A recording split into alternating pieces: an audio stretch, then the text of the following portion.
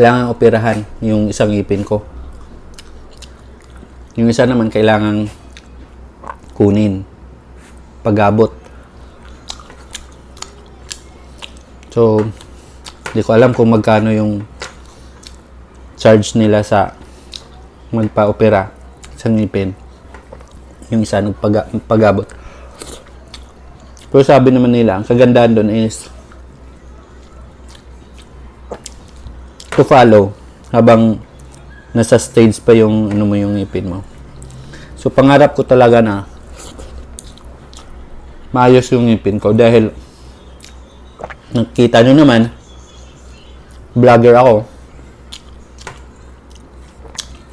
So, kahit ako, minsan nawawala yung confident ko. Dahil dito, hindi pantay yung ngipin ko. Iba talaga.